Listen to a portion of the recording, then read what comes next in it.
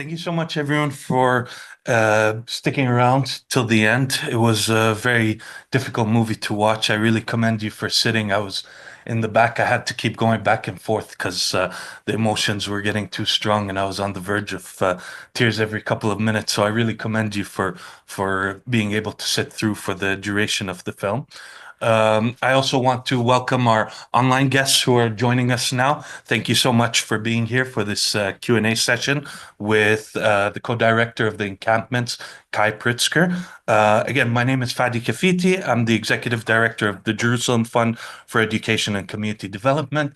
We're an independent grassroots 501c3 based in the United States that provides direct relief and assistance to communities in need in Palestine while working to increase educational awareness and consciousness on Palestine here in the United States.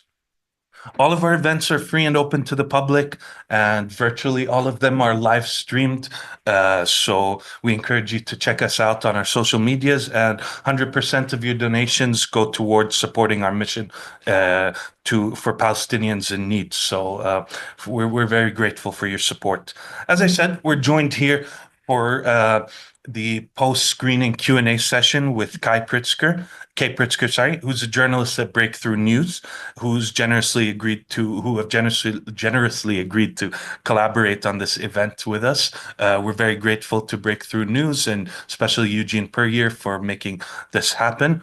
So thank you so much for being here with us, Kay. It's an honor to host you back at our center and here in DC. I just want to start off with a few questions. Then our incredible intern Soph will have some questions from her organizing experience at the encampments, and then we'll turn to the audience for this Q&A session. So, to get our discussion going, could you please tell our audience a little bit about how this project started and when your involvement and BT's News's involvement began in all this? Yeah, sure. As was said, in the introduction. I'm just going to take this. As was said in the introduction, I'm a reporter primarily. So I'm a reporter for Breakthrough News, and I'm not a filmmaker. I've never made a film. I don't want to be a filmmaker. I don't want to do any of these things. But I was there reporting on the student protests. Student protest has been, a very important part of my life. I was in the SJP at GW, like right across the street. So, when this iteration of the genocide began, I was covering all the protests, but I was up there at Columbia, and you saw actually some of the, like that opening scene where the students are protesting the banning of SJP and JPP. That was from my first report at Columbia. So I was there initially as a reporter, and I had made contact with the students, and I got to know the student leaders and so forth. And they reached out to me when they were setting up their encampment, and they said, "Hey, the administration's not listening to us. They're not taking our demands seriously. We feel the need to escalate our campaign, so we're going to set up this encampment. Can you come and cover it as a journalist?" So I agreed. So I showed up there on the first day on April 17th, and as you saw in the footage, I mean, I was expecting to just do a short report and leave. And, that night, that was when you saw that scare about this NYPD sweep coming through. I decided, okay, I should probably stay here overnight and see if it actually happens. And obviously it came the next morning. And that was obviously those arrests were the catalyzing event for the global encampment movement. And I mean, it was literally a matter of hours after the students were arrested the first time that encampments just started popping up across America and the world. So that's when I asked the students, "Hey, can I stay here with you guys?" And they gave me a tent and a sleeping bag, all that. So I stayed there for the next 12 days. But even after that, for many months after that, I was just preparing like a news report about Columbia and sort of pushing back on the lies about the encampment.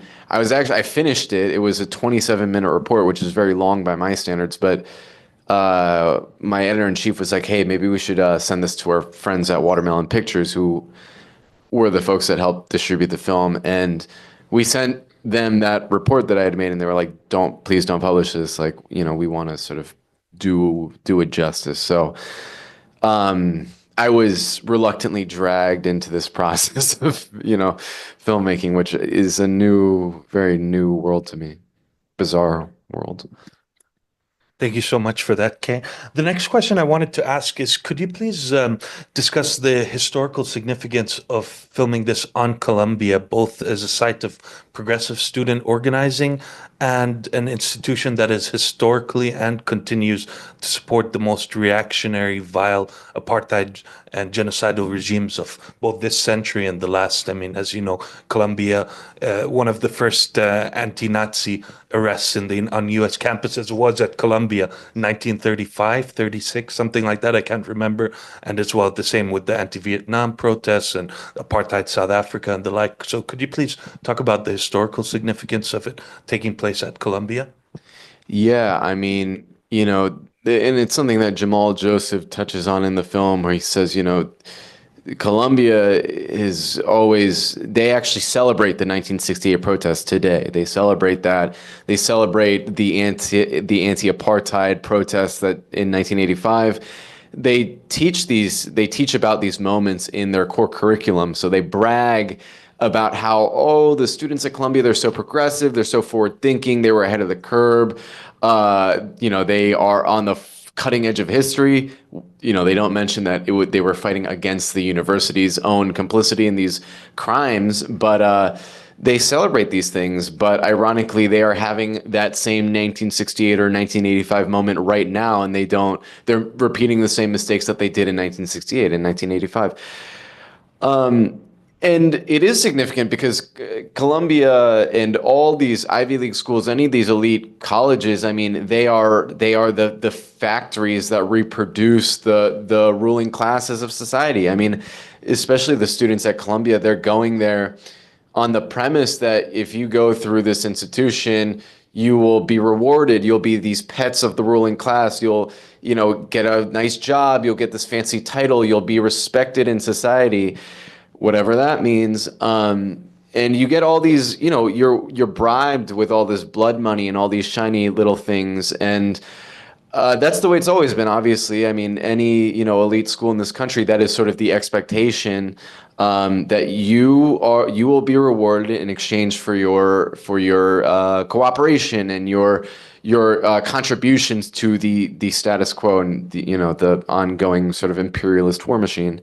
So I think what's so significant about the student protest happening at Columbia and across, all these colleges, whether they be elite or not, is that all these students were essentially rejecting this bribe, this dance with the devil, so to speak, this trading your soul. They were saying no, like we refuse all of that. In fact, we don't care if you smear us. We don't care if we never get a job again. We don't care if you throw us in jail. We don't care about any of these things. We care about Gaza, and that's it. And we'll do anything in our power to fight for Gaza and to just, bring it back home to the U.S. and wake people up. So I mean, they were essentially turning their back on one of the hardest things to turn your back on, which is the temptation of just being a self-serving asshole. Excuse my language, but that is essentially that's what this system is built on: is people selling each other out and just caving to your desire to just be to serve yourself. Thank you, Kay. I have a lot of questions and I can keep going, but in the interest of time, we're going to pass first to our incredible summer intern, one of our incredible summer interns, Soph, who was involved in GW organizing and the encampment movement, and then we'll turn to our audience members. So Thank you. First, I want to say, like, you've heard it a million times, but incredible work, truly. It's crazy to see and like feel and re-experience the parallels that so many students globally were facing. My first question was kind of touched upon in the film, but one of the accomplishments at the DMV University for Gaza at George Washington University was the dismantlement of divides between any existing divides between community organizers and students. And it's interesting to me that the student intifada has been in the spotlight of American empire, um, and we've been kind of highlighted in this role and tasked with this responsibility. But at the end of the day, we are still students, and we are actively learning from our movement elders, from our revolutionary predecessors, from Palestine. Um, and we have to do that with humility. So I was wondering if this was a trend you saw across other universities, these divides being eradicated, and what you see from this as like implication for the future of the movement, for our ability to struggle together, unite together. Um, yeah, Yeah, I mean, you definitely saw this, and I think the most telling example of this is that not just Columbia, but all these schools were trying to create this fake dichotomy of the students versus the outside agitators, and like, oh, well, the students, they sure they can protest, but the problem is that these outside people want to join them and are instigating them, and it like makes it sound like these universities funding a genocide is some issue that only students should care about, as if like we all don't have a vested interest in that too.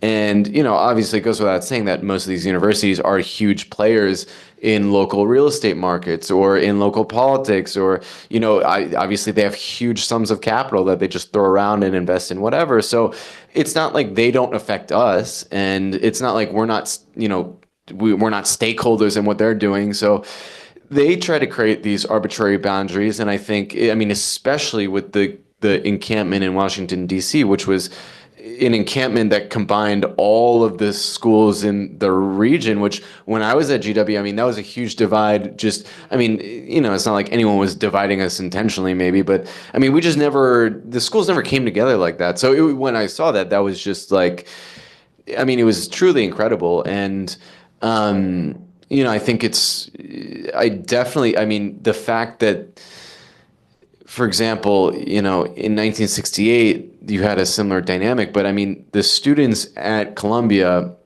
obviously their main demands had to do with Palestine, but it's not like they weren't aware of the fact that Colombia was like very like deeply harmful to the local community in Harlem, and would talk about that, and had professors, Jamal Joseph, he came to speak. I mean, they had people come to the encampment to talk about how Colombia is hurting people right in their own backyard. So I mean, yeah, I think the students were very aware of the fact that this is not a fight for, themselves or even just for Palestine. It's a fight for all of the people that have been wronged by these universities. definitely. And then the second question that I was thinking about is more, I guess, logistically based, but what did the political calculus look like when you were filming and then choosing to release this footage with the knowledge that it may be then weaponized to target student organizers, faculty, community members? What was the risk benefit analysis there? Yeah, I mean, so first of all, I'll say that everyone in this film who spoke or like played any substantial role, anyone who appeared in a significant way, signed a release waiver. So they, consented to being in the film, and we showed them what scene they were in, and how they would appear and stuff like that.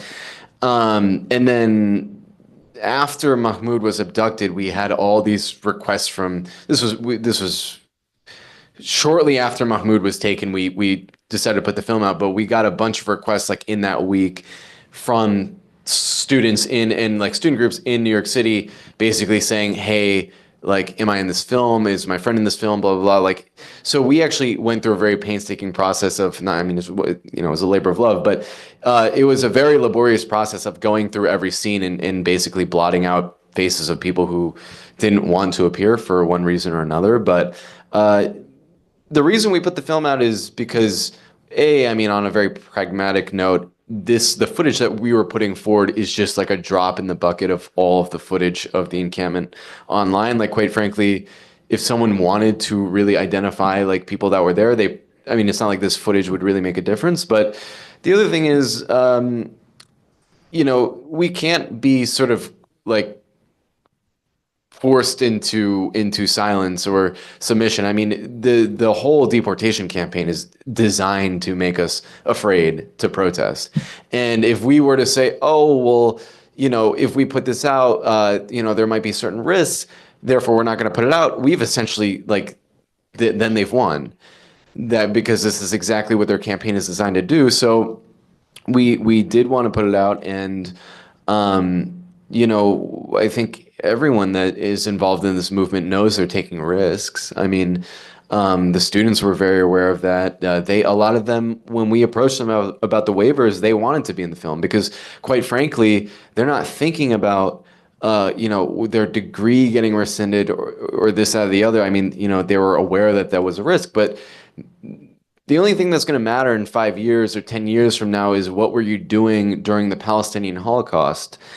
And that's the only question anyone's going to ask. No one's going to ask, "Oh, well, did you get your degree from Columbia University?" That's just not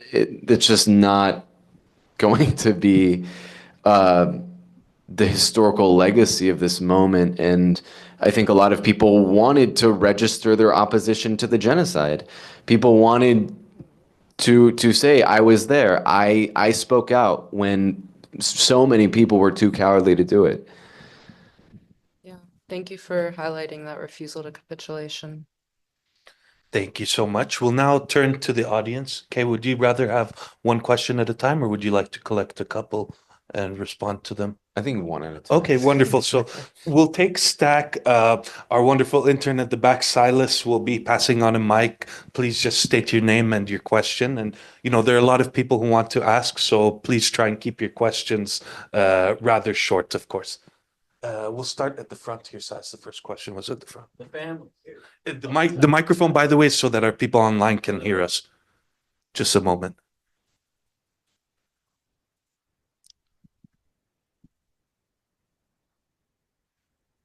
Sorry for the technical difficulties. Oh, Yeah. there it is. Okay. Steve France, Washington, D.C. activist, kind of journalist on this issue. What about the families, the parents, the grandparents, my generation, and others? Did they support? Did they come in and say, I'm with my daughter or my son, and this is what we meant to do when we were young and idealistic and were really inspired, or did they just hang back? I mean, well, the thing was, I mean, at least Columbia blocked off all the entrances. So after a certain period, only students could get in. But I mean, there were people of all different generations outside, protesting at the gates every single day. And in New York, yeah, the protest movement has been multi-generational. Absolutely. I mean, I don't think this is really an age thing, to be honest. I mean, I've seen that so much in the screenings, at all the protests. I mean, it is truly a multi-generational thing. How could it not be? I mean, this has nothing to do with, age. I think anyone that can see, anyone who can see what's happening, I think is called to action. But were there parents who, of students. I've had, my family's pissed off with me, or they're like, what are you doing? You're throwing it all away. No, I never heard that. No. I mean, a lot of students were like, my parents don't know I'm here. So that could have been it, but.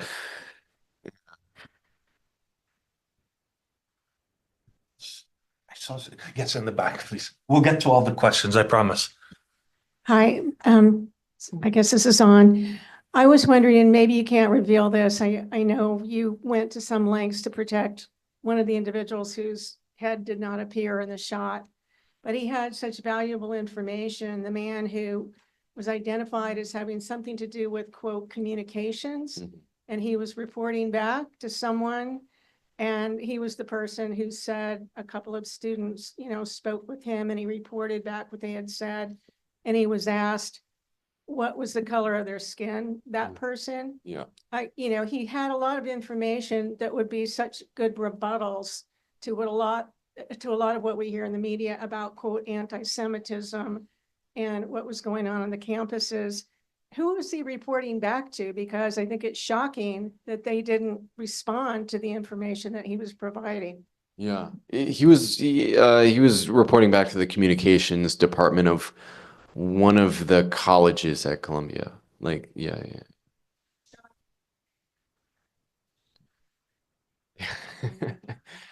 There was a hand at the front, and then we'll turn over there, please. Hi, I'm Ken Meyercord. Congratulations on a powerful and very well-made movie. I have a suggestion, sort of, especially for you, Ms. Saf. One of the constants of any protest movement is the presence of what are called agents provocateurs permeating the movement, and their role. They're usually in the employ of the state, but they could have private interests as well. And their role is to provoke the protesters to act rashly and illegally. Because once you get arrested, your ability to act is severely constrained by the courts. It has a very symbolic and powerful effect, as we saw in the encampments, that people reacted to the students and other protesters getting arrested by forming their own encampments. But the encampments, I don't know what the encampments are like today. They're supposed to never leave them. So, and you have to weigh the benefit of your being inconvenienced by an arrest with, or the impact of your actions on the general public who are not on your side necessarily, not necessarily opposed to you either, but just aren't involved. And whether you're alienating those people, for instance, like by blocking a highway, a lot of commuters whose commute is interfered with are not likely to be won over to your side by an action like that. So I have one idea that I've been tossing around that would have a positive or at least neutral effect on the onlookers and not interfere with their lives. And that would be to fly kites on the mall. Kites adorned with the colors of the Palestinian flag with a tail that says "Save the Gaza" or something.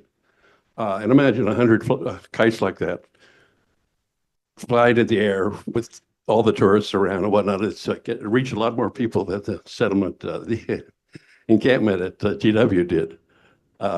Anyway, I've would be happy to share whatever experience I can from having organized an event on the mall. There are rules you have to follow there too, if anyone is interested in whatever I can offer. Thank you. There was a question over there, and then we'll turn to the round over here. Thank you. Hi, I'm Jelena. I also went to GW. I have a technical question for Kay. So you probably, I know you've like had hundreds of hours of footage. So how did you decide what to keep and what to get rid of in terms of telling the story? And I'm sure was that a difficult process? Yeah, so we had like, I don't know. I actually don't even, I think we had like 20 hours of footage because again, I wasn't shooting with a film in mind when we were filming, but so we used like pretty much all of it, like everything from Columbia. So that was, we actually had very little to work with, funny enough. But as far as what to keep, and I mean, that's just sort of the impossible process. But I guess the one thing I will say is, with very limited time, we were trying to stick to our goal, which was to basically dispel the myths of the encampment and of the Palestine movement in the eyes of not really the movement and the people who are already in it, but like that sort of outer layer of people who are kind of on the fence, or like maybe they know someone who protests, but they don't really know what Palestine's about. So, I mean, I'm sure a lot of people here were like, oh, okay, I know, about the Nakba, I know about, this, that, and the other. But really, this film was intended to win people over who don't already support Palestine, who are still, sort of don't know everything about the issue. or who do buy into these lies about anti-Semitism. So yeah, we try to keep that in mind at all moments when we were cutting, and I think that was sort of our North Star. Yeah. Hi, my name is Neha. I'm an organizer at GW. I was a negotiator during the GW encampment, and I just wanted to thank you for creating and like working on this film. It was very moving, and like the parallels between our encampment and the Columbia encampment was just uh, really incredible to see. How many connections there were. Something that happened a lot during the encampment was, we would continually try to center Gaza. We would try to, ensure that Palestine was part of every sentence that we said, that we were focusing, like making sure that everybody who knew about the encampment knew that we were not leaving until, divestment for Palestine, like centering Gaza. But consistently, like the media narrative would, clip pieces, and rearrange it in a way that would decenter Palestine and center the student movement. And so my question is, when producing this film, which is, entitled The Encampments, how did you guys work to facilitate a balance, a recentering of Gaza, which I think you guys did really well, but what went into that process? And this is something Breakthrough News does very, very well. So I was just curious on how you navigated this. Yeah, I mean, so obviously the whole point of the film was, I mean, obviously there were many intentions behind the film, but really one of the central intentions was to remind people this is what the students were actually fighting for, because you've heard every single explanation under the sun. Oh, they hate Jews. They're just kids who want to show their friends how radical they are. They just saw a TikTok and they don't know anything and they're just like they want to skip class, whatever.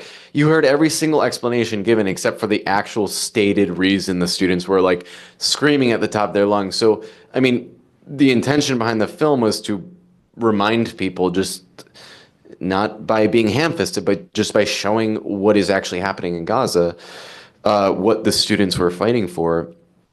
And the film, I mean, we tried to sort of use the fascination around the encampments to do that because unfortunately people, the media and a lot of people don't seem to really care about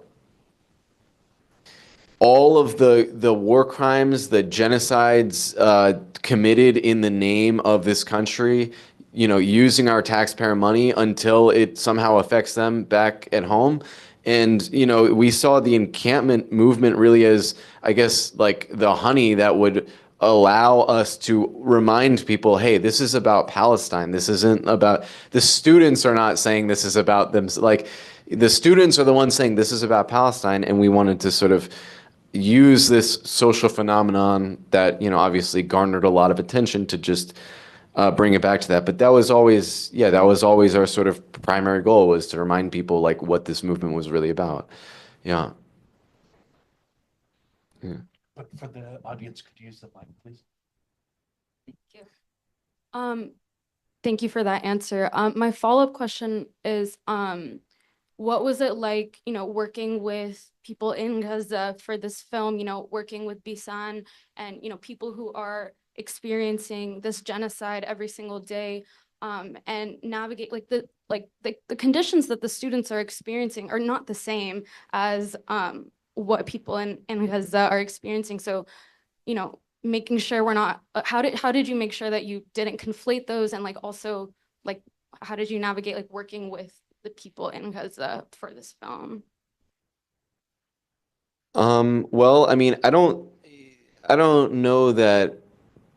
I think anyone trying to conflate those things is like being willfully ignorant, to be honest. Like, I think anyone who's trying to say that these students are doing it for attention or they're doing it for like to like pat themselves on the back or anything, I think they're just speaking purely in bad faith. Like, the students themselves are the ones saying, what we're going through, the disciplinary process, all this is a drop in the bucket compared to what's happening in Gaza, which is exactly why they're doing it and exactly why they're, throwing away, their, whatever, their academic careers, quote unquote. So I think anyone who's saying that is, quite frankly, like, not, I think they're intentionally skewing the issue. But I mean, as far as working with people in Gaza, I mean, I've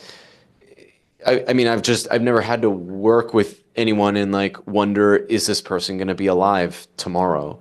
And I didn't work with Bisan. I tried texting her a few times. She didn't respond for obvious reasons. She's, in a living hell.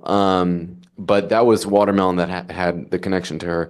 I worked very closely with our videographer, not our, she doesn't work for Break. Well, she obviously, we had a videographer, Rawaida Amer, who shot all the footage from Gaza that you saw in the film, like the high quality footage. And yeah, I mean, honestly, it's hard to really even, like, it's hard to know what to even say to someone, when you're just working together via WhatsApp and like,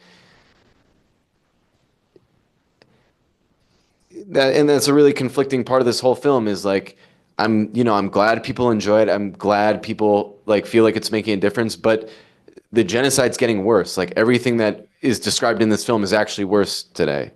So it's like, I don't, it's hard to even know what to say to someone that is going through that besides like,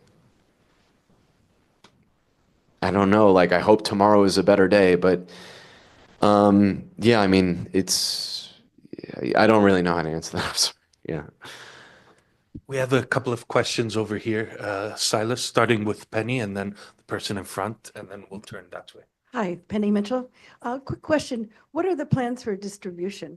I know I tried to see the film when it first came out and it was hard to find it places. And I'd like to advertise through my networks about where people can see it. And if you'll be able to have it also online. I just saw a film last week on the attacks on Gaza journalists, and they've taken it down everywhere on the internet. So they're trying to, do different ways of distribution. So if there's anything that we all can help with too, I'm sure we'd be willing to.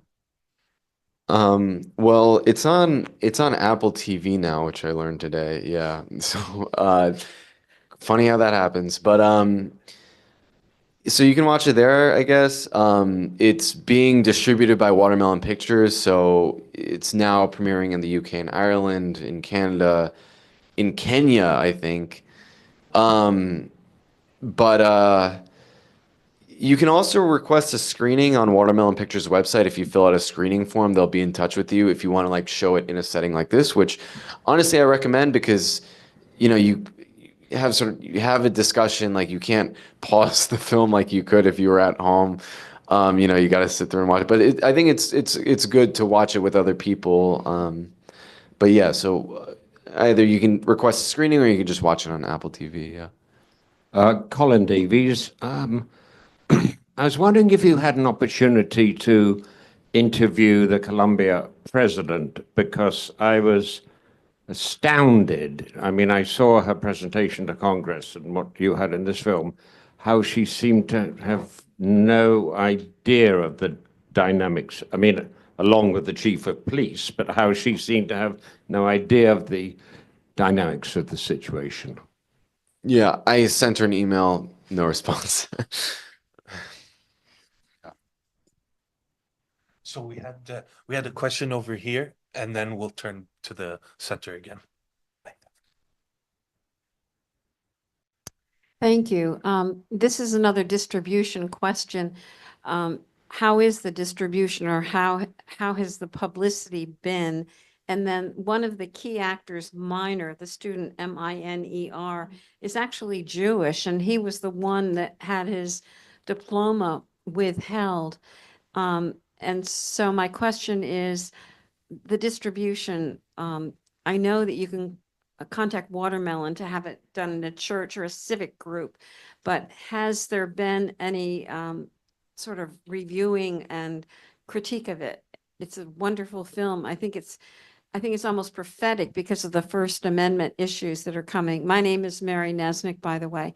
I think that it's even more powerful today with the genocide that's ramping up.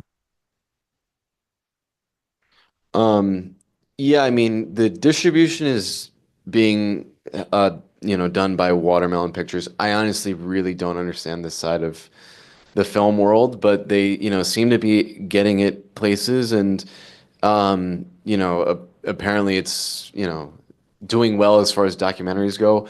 I really can't, I really can't speak to it. I really don't understand this stuff, to be honest, but, um, yeah, I mean, and as far as reviews, I mean, it's been reviewed in certain places. The New Yorker, which was, you know, I don't know. I mean, my dad grew up reading that, so I was like, oh, that's funny. My dad reads that. But, it's been reviewed a bunch of places, but I don't really know. I don't really.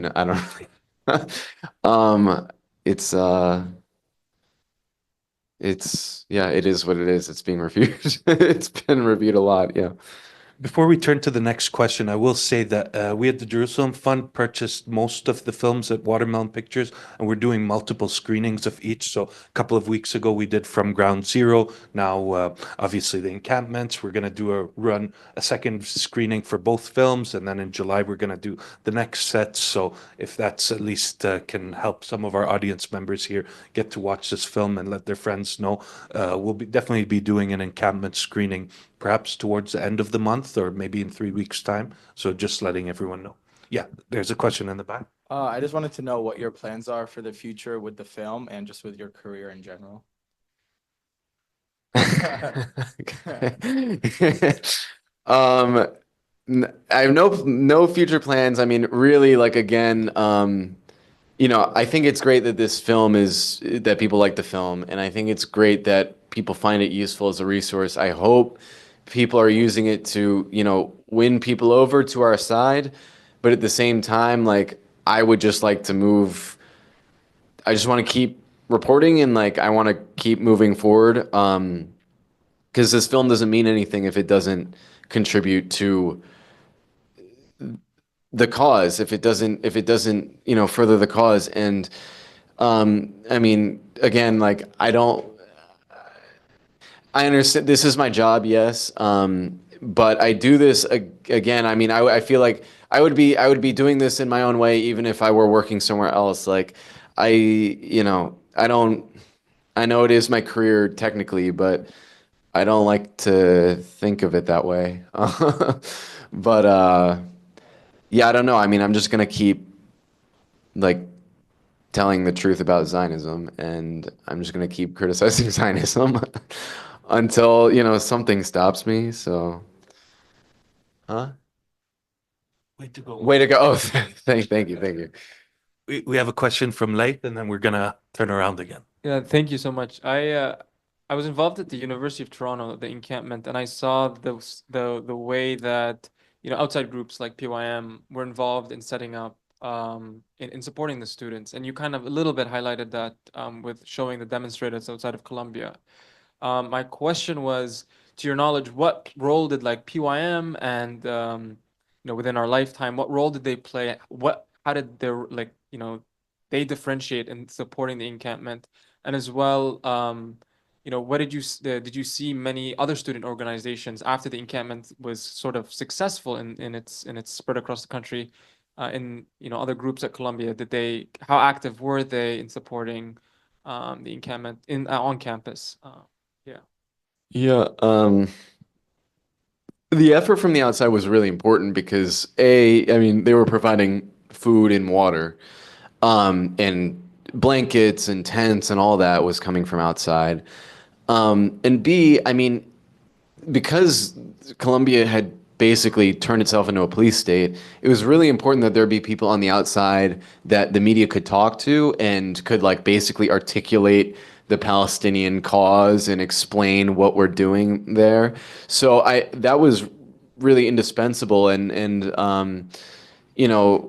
PYM did a lot of things that, I mean, I don't know that we need to get into specifics, but they basically helped the encampment a lot. So That was crucial, and they were also helping. They were helping all the encampments in New York, and I'm sure in DC and everywhere they are.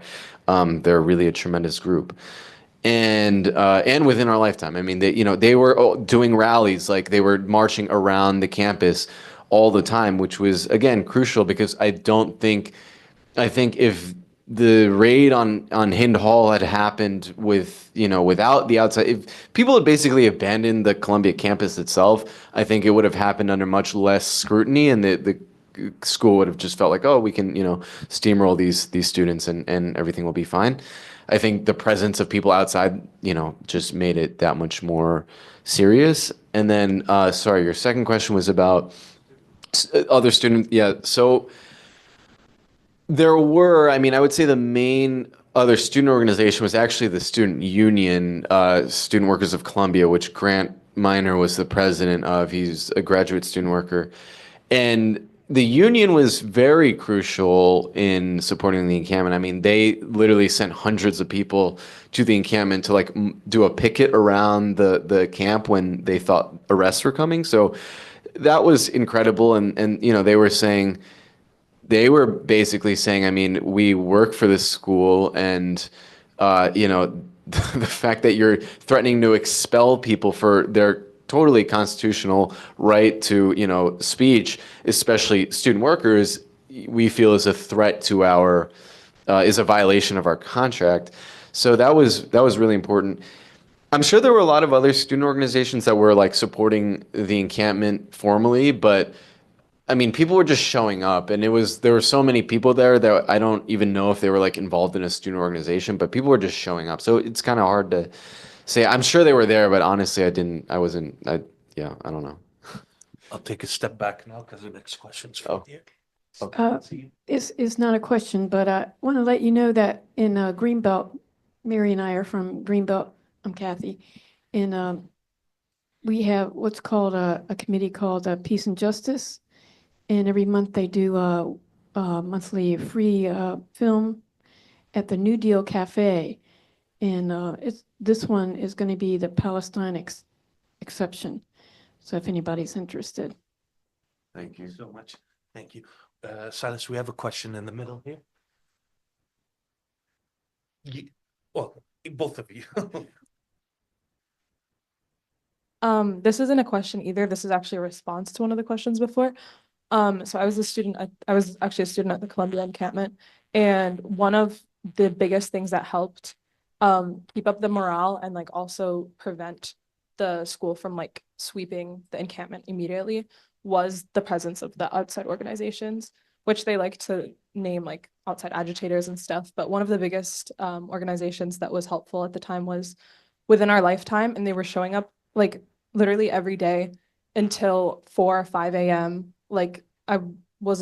My dorm was on the street right outside the entrance of Columbia, and I would see people getting arrested at 4 a.m. because they would continue to protest, and the cops were just pissed off that they were still there and wouldn't leave them alone or wouldn't stop bothering them, I guess. But so they really helped with keeping up morale. They really helped with bringing in resources from outside, like food, blankets, that sort of thing.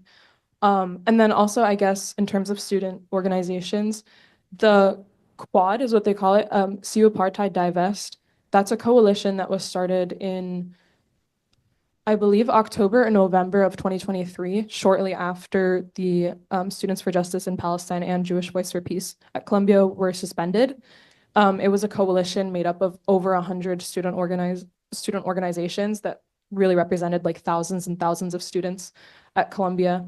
And it was all of these student organizations signing on to basically this commitment to pushing for divestment from the genocide. So we really had the support. So at that point, support for ending the genocide had touched all parts of campus, really, because it had already touched so many student clubs. And so I think that played a big role in also getting students to participate in the encampment. But I think another thing that really was the catalyst for many students getting involved, especially in the second encampment, as you could see, the second lawn got taken over. I think a lot of people were just so alarmed with the violence of the police and just the fact that, police and riot gear had come and just arrested 100 of their fellow students. Thank you. We have one last question down here from the middle. Great film, thank you. So I'm the mother of a student activist who spent many days in an encampment in the UK. And to answer your question, as a parent, I'm extremely proud and extremely worried. So I guess my question is to you and any of the students, what do you think is next? There's the backlash is horrible. The cause is still there. Where do you think this is going to push forward the concept of disclosing and divesting? I mean, the chants that we do, they're not just slogans or chants, they are truth to us. We will not rest until they divest.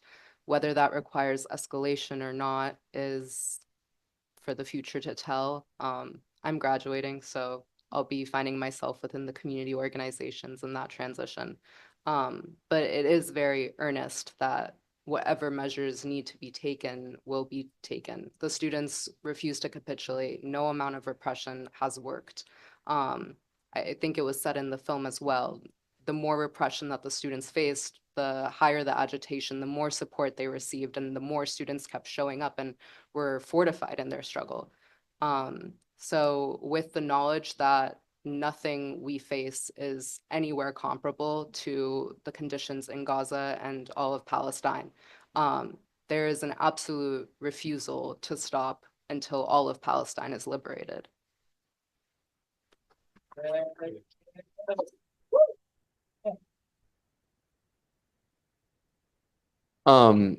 Yeah, I mean, first of all, I really think if you've met these students, I think they, that's one thing about this film that we were also trying to combat is this idea that the students are like naive or that they're like that they just learned about this on TikTok.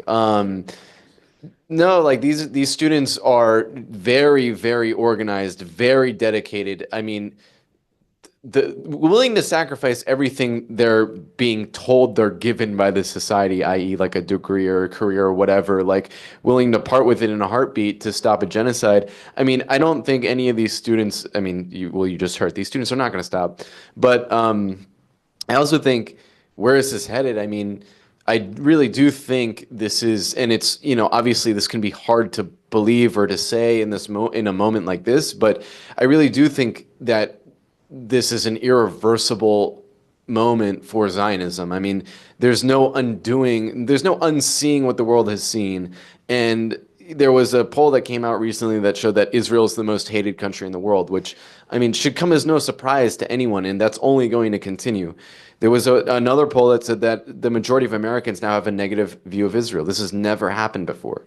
So, despite everything, I mean, things are obviously the worst they've ever been in Palestine, and which is hard to say given the entire history. But I think we all knew, whether or not we knew, I think we all knew deep down that taking on a country like Israel they were never going to go down without a fight. I mean, they were going to go kicking. They were never going to just willingly walk off the stage and just give up their ethno state, their apartheid, all this. They were always going to go kicking and screaming. They were always going to go out this way. And quite frankly, like, I think the way they're just making it illegal to talk about Palestine now is like the greatest indication of their weakness. I mean, the fact that they're actually trying to ban protests for Palestine. They're trying to ban Palestine studies. They're trying to ban books about Palestine. They're literally, I think Israel is now the only country you can get deported for criticizing. Like, I mean, it's reaching a point of absolute absurdity, but it's not absurd when you consider the fact that Israel has completely lost the debate. They've lost the battle of ideas. They've lost the future generation, which obviously you saw in this film. So the only thing they have left to resort to is censorship and just make it illegal to talk about Palestine. But as far as like one practical thing I do want to say is I do think, and if we're thinking about how to stop the genocide practically, I do think there's one thing we need to be sensitive to and cognizant of, which is that we've spent a lot of time in the last 19 months, I think, sort of like making appeals to the same sector of society, that sort of progressive left wing, people that would tend to already have like reason to agree with us. But realistically speaking, the only way to stop the genocide like tomorrow is for American support for Israel to stop. And the only way to do that is to bring this country together around this issue and to impress upon people that this is not a left-right issue. In fact, many issues in this country, this whole left-right, red-blue divide is a fake divide. And a lot of issues, whether it be Palestine or housing or healthcare or anything, these are not Republican Democrat issues. These are issues of humanity. And I think there are a lot of people in this country who still don't know the most basic things about Palestine. And that's okay because they've been brainwashed by the media. But it's our job to speak to these people and to actually attack and confront the Islamophobia and just the war propaganda that they've been fed for the last 20 years. So I think we have a lot of work to do. Before this event comes to a close, please allow me to make a very few brief remarks. I mean, obviously, it goes without saying that we at the Jerusalem Fund call for and demand the immediate release of Mahmoud Khalil so that he can return to his wife and be united with his new family. But of course, more importantly, there are larger structural issues and demands here. This is more about the demand for the release of everybody who's incarcerated under this unjust system, for the release of over 10,000 Palestinian hostages inside Israel's occupation jails, and obviously an immediate end to the genocide and the largest ongoing blockade in modern history of nearly 2 million Palestinians who've survived through 19 months of this genocide.